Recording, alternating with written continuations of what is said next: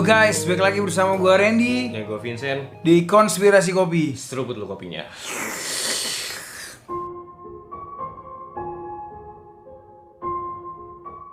Oke, terkait kutuk. Ini kalau kita mau mengimplementasikan ini dalam kehidupan sehari-hari kita, ini menurut lu gimana, Be? Kutuk 7 turunan ini. Kalau terkait kutuk ya, kalau terkait kutuk itu sendiri, gue percaya sih, karena memang Maksudnya dari lu pernah kayak ngalamin suatu kejadian atau di sekitar lu deh gitu, maksudnya Iya. pernah kayak dengar cerita atau apa gitu nggak? Iya, that's why Terkait gini. Kutuk itu. That's why kenapa gue percaya gitu ya, karena memang kejadian di sekeliling gue ada banyak lah. Tapi Oh, iya? puji Tuhan sih keluarga gue tidak gitu ya, karena I see, karena memang I see. sepertinya sih keluarga gue dari even tuh dari bokap atau dari nyokap tidak pernah melakukan hal seperti itu I lah see. gitu loh. Cuma kalau dari temen, dari kerabat yang gue lihat gini ya, ini sorry banget tapi I should say this karena gini. Mungkin kita samarin aja lah ya. Iya ya gini karena gini loh.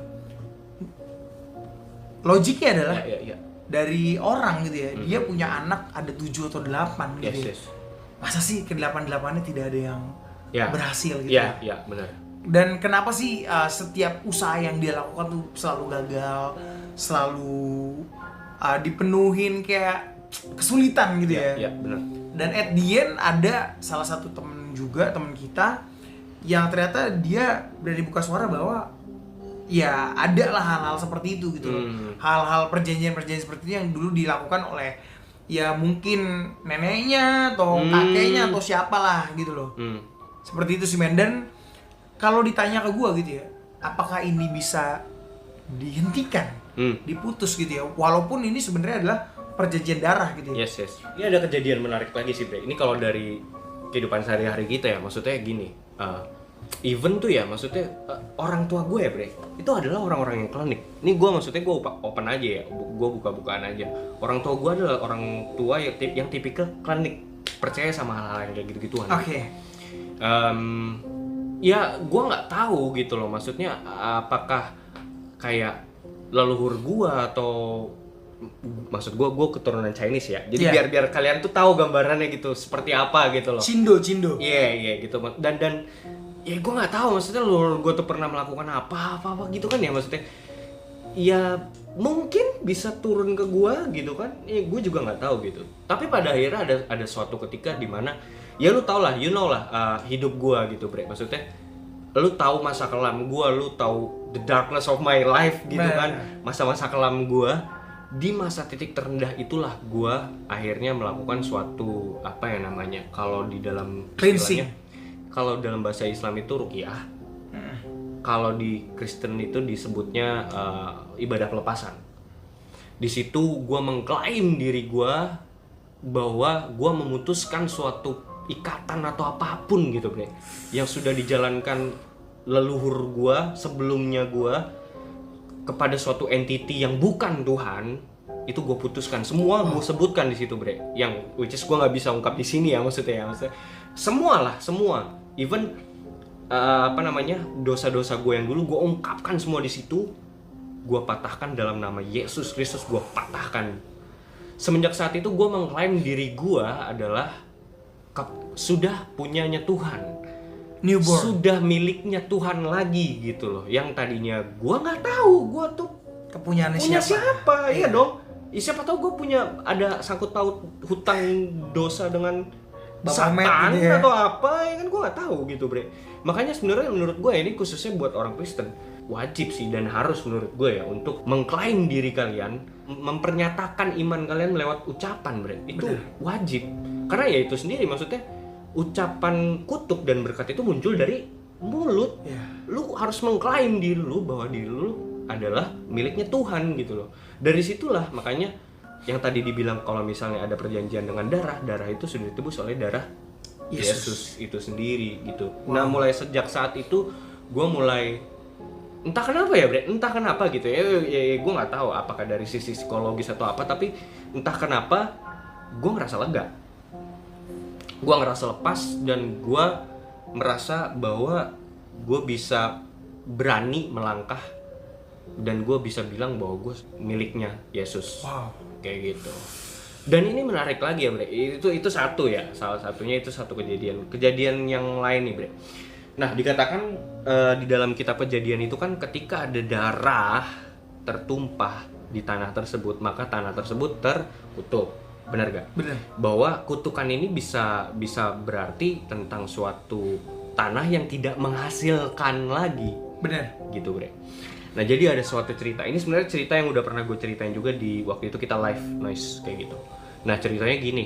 Kan ada suatu ketika, Bre, rumah gue yang gue tinggali sekarang itu kan kayak baru 1 tahun lah gitu. Nah, ketika gue baru tinggal di rumah itu, waktu itu masih setengah jadi gitu, belum dicat gitu. Nah, tapi gue iseng memang siang-siang tuh gue suka nongkrong, suka duduk lah di rumah itu yang waktu itu belum jadi, yang rumah gue yang sekarang gitu. Nah, jadi sampingnya rumah gue itu langsung berpapasan dengan suatu bengkel yang gue nggak sebut namanya lah, pokoknya ada suatu bengkel gitu kan.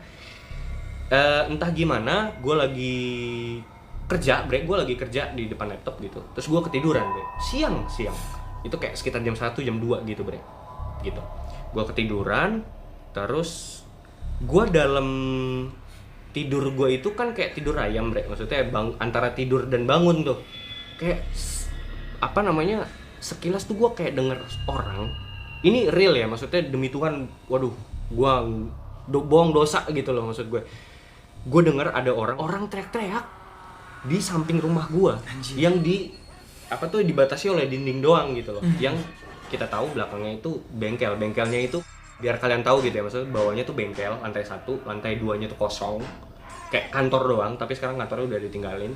Lantai atasnya dulu sempat tempat aerobik, tapi udah nggak kepake sekarang gitu.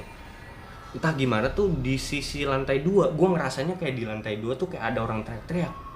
Wow. Kalau gue mau recall ya waktu itu teriakannya tuh kayak anjing, bangsat, kayak iya, kayak terus juga ada suara barang dibanting, prang, pok, kayak entah kulkas dibanting atau pokoknya kayak orang marah. Terus entah gimana dalam hati kecil gue bilang dalam hati gue, ini mah orang kalah judi nih, kata gue gitu. Gue nggak tahu kenapa gue bisa ngucapin itu dalam hati gue ya. Ini mah kayak orang kalah judi nih. Karena kayak ya marah orang marah desperate gitu. Tapi maksud gue gini, kalau marah sama orang kan harusnya ada debat ya, ada suara orang lain. Ini cuma suara satu sendiri, orang ya. Gitu loh. Orang tapi suara cowok gitu. Setelah itu gue berpikir gini, ini kalau misalnya orang beneran marah-marah gitu ya, ini pasti rame di depan, siang-siang loh. Dan itu posisi bengkel itu tuh bengkel besar dan masih operasional, masih buka gitu. Kan pastinya gue mikir pasti montir-montirnya juga pasti ngeh dan kayak rame lah, pokoknya udah rame depan gitu. Iseng gue bangun gue kan, maksudnya gue mikir itu orang gitu kan. Gue berdiri, gue jalan ke warung depan, pengen beli rokok. Gue jalan ke depan, gue nengok. Gue juga kepo sih, Bre, maksudnya ada apaan sih gitu kan. Menarik gitu kan. Terus gue lihat sepi anjing, enggak ada apa-apa maksudnya. Ike normal aja, maksudnya tuh bengkel juga ada penjaganya lagi ngantuk-ngantuk gitu. Lah, tadi kata gue, "Lah, itu gue denger siapa anjing?" Kayak gitu. Penasaran lah gue. Gue cerita ke bini gue. Terus bini gue ngomong kayak gini, "Oh, itu mah Om Roy. Fix itu ya, dulu dia gantung diri di atas." Anjing, gue langsung kayak bangsat gitu, kayak anjing gitu. Di atas mana nih maksudnya? Di atas lantai 2. Tempat dimana gue kayak ngedenger itu tuh di lantai 2. Bini lu nggak dengar tapi? Nggak denger, gue cuma ceritain doang. Itu dari informasi dari bini gue. Gue tanya dong, maksudnya sama orang sekitar yang emang udah tinggal lama di situ gitu kan. Adalah sebut saja namanya Bayu gitu kan. Gue nanya, "Bayu, yuk, emang bener gini bahwa dulu tuh di situ ada orang bunuh diri, bla bla bla bla." Iya bang, gitu ya. Iya bro, orang gue sendiri kok yang naik ke lantai atas, gue yang dobrak itu pintu. Anjir. Orangnya tuh posisinya pas gue buka pintu di sebelah kanan gue persis, dia lagi ngegantung gitu. Dan bener lagi, ternyata dia kalah judi. Dan gantung diri. Anjing, gue langsung kayak anjing, gila. Nah, dari situ gue yang kayak, men, gue mengalami kejadian apa sih sebenarnya ini gitu loh, kayak percaya tapi gue ngedenger gitu. Terus Bener-bener. gue kan nggak tahu bre, gue nggak tahu kejadian itu sebelum. Gue jujur aja, gue orang baru di situ. Gue nggak pernah tahu hal-hal kayak gitu sebelum gue tahu dari bini gue dan teman gue itu gitu yang tinggal di situ. Anjir gitu loh. Dan itu berulang lagi dan you're the only person that heard it. Cuman sekali doang sih. Iya. Cuman sekali itu doang. Iya, tapi lu sosoknya orang yang mendengar itu pada saat itu gitu ketika kan. itu di situ gitu. Nah, terus dari situ gue juga langsung cocok logi tuh. Gue langsung cocok logi ya. Ketika apa yang gue baca dari Alkitab mengatakan bahwa ada suatu pertumpahan darah. Kalau pertumpahan darah itu tidak wajar gitu ya. Which is pertumpahan darah itu kan bisa tumbal. Bener. Tumbal proyek, terus atau perjanjian dengan setan, darah gitu kan. Atau bunuh diri. Makanya gue nggak mau nyebutin nama tempatnya nih karena takut tersinggung ada orang yang dengar atau anak-anaknya lah. Tapi paling tidak semenjak kejadian itu, jadi ini gue juga dengar ceritanya dari si Bayu itu, dia bilang bahwa dulu tuh rame Sen itu tempatnya. Iya. Oke. Men, dia tuh sampai kaya banget bre orangnya, kaya banget. Itu tempat itu tuh dia nggak tinggal di situ, dia punya rumah lagi. Punya 3 apa berapa gitu rumahnya, tanahnya banyak, dan itu tuh tempat usahanya tuh emang rame. Itu kan bengkel bre, kayak lu tahu bengkel apa lah gitu. Dan itu orang ngantri gitu loh. Atasnya tuh nggak lu apa? Atasnya tuh ternyata aerobik bre dulunya. Aerobik itu dulu banyak ibu-ibu yang ini suka memberan di situ gitu loh bre. Dan rame sampai dia bikin ada warnet bre sebelahnya tuh. Rame banget, itu benar-benar aktif gitu. Sekarang sampai sekarang saking luar biasa tidak ada pengunjung ya. Gila, sekarang gue tanya sama lu, kayak gimana kondisinya sekarang? Itu sepi banget sih, sepi banget. Bener gak? Sepi banget. Sepi banget gak? Sepi banget gak? Sepi banget anjing. Maksud gue ya, ada warung kopi atau apa namanya, kafe di situ baru buka. Anjing gak nyampe 2 bulan. Iya, bahkan bengkel motornya itu nggak rame. Iya kan? Iya, padahal di mana-mana bengkel motor tuh rame banget. Harusnya rame dong. Dan gini pinggir jalan lagi kan? Iya. Maksud gue kayak lay-lay yang tambal ban aja rame. Maksud gue kenapa dia enggak gitu kan? Maksud gue kayak apa karena darah itu bre yang tertumpah itu gitu loh. Makanya tempat itu tidak menghasilkan lagi seperti yang dikatakan di kejadian bahwa tanah itu tidak akan menghasilkan lagi sepenuhnya kepadamu. Apa karena itu bre? Menurut lu gimana bre?